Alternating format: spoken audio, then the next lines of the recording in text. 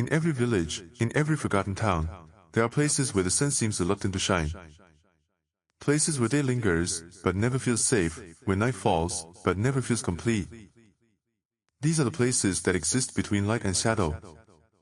Our story begins in the year 1874, in a small settlement on the edge of Pennsylvania's full country. By day, the miners worked deep underground, hauling black stone that powered the growing nation. But when dusk arrived, a suffocating unease blanketed the town. Windows were barred, doors locked tight. Even the lamps inside their homes seemed dimmer, like the darkness outside was swallowing the flames whole.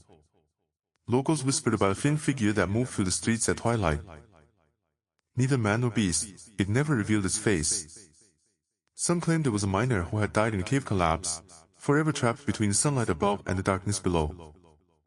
Others swore it was something fouler, an ancient thing disturbed by dynamite and greed, now free to wander.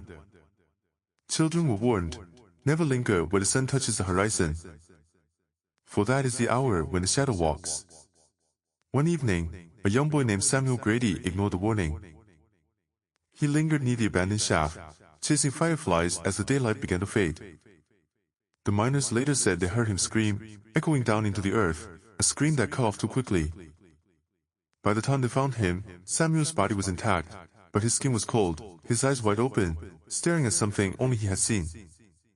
From that day on, people spoke of a thin veil separating living from something else, something waiting.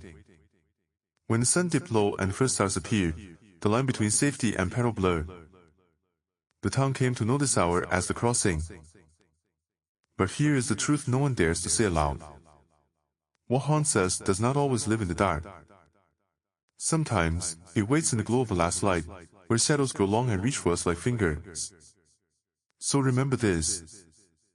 Next time you stand at dusk, watching the horizon burn red and the world turn gray, ask yourself, are you still standing in light, or have you already stepped into the shadow? Because between light and shadow, nothing belongs to you.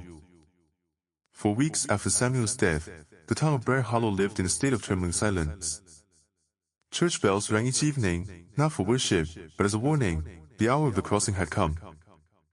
Families shuttered themselves inside, whispering prayers over candlelight that flickered and shrank, as though afraid. But whispers grew louder, rumors that Samuel was not truly gone. Several miners claimed they had seen him wandering near the shafts at twilight, his eyes pale and unfocused, his small hands reaching out as though searching for warmth he could no longer feel. The townsfolk wanted answers, so they turned to the one man who dared to question the dark, Father Elias Varn, the village priest. A stern figure with hollow cheeks, Elias had lost too many of his parishioners to the mines, and he feared this shadow more than death itself. Armed with a lantern and his Bible, he made his way to the old shaft at dusk.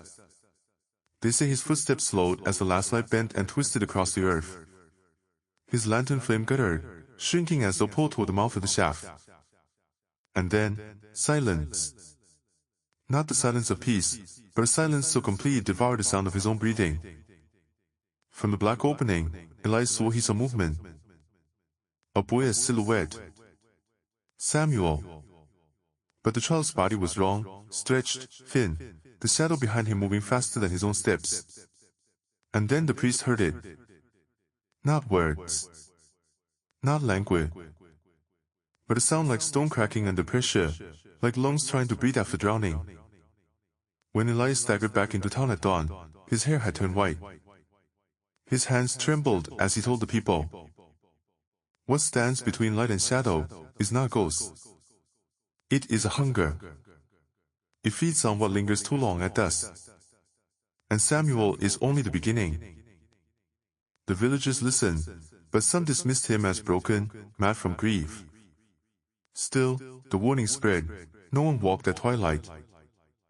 No one dared to test the veil again. Yet deep in Briar Hollow, near the abandoned shaft, the ground remained restless.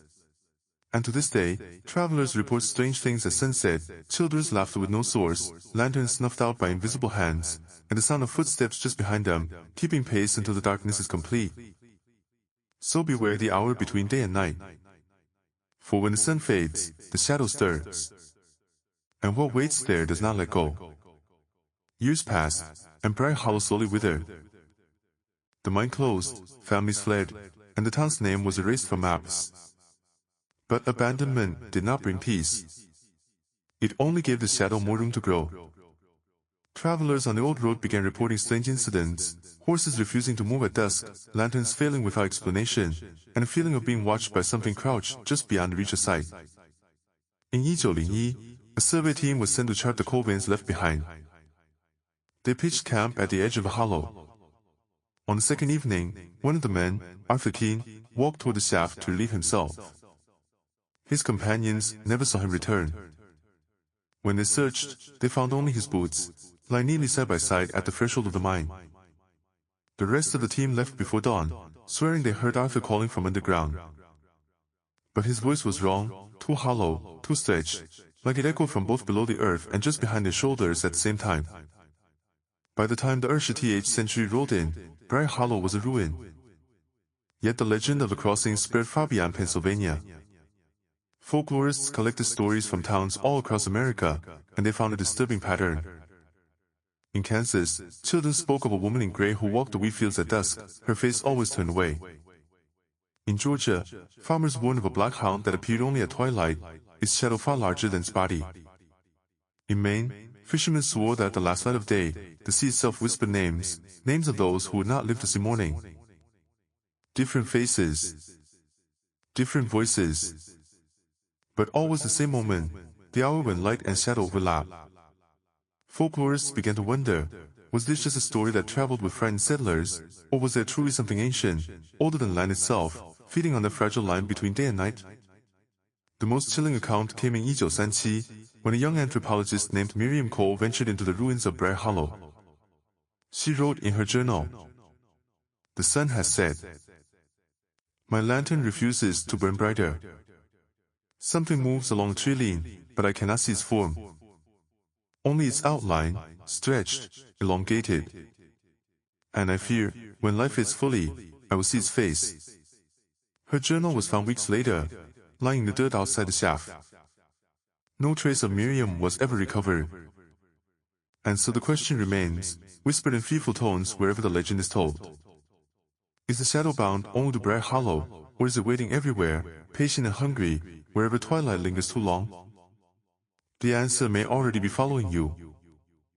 I hope you like the story. If it is so, subscribe.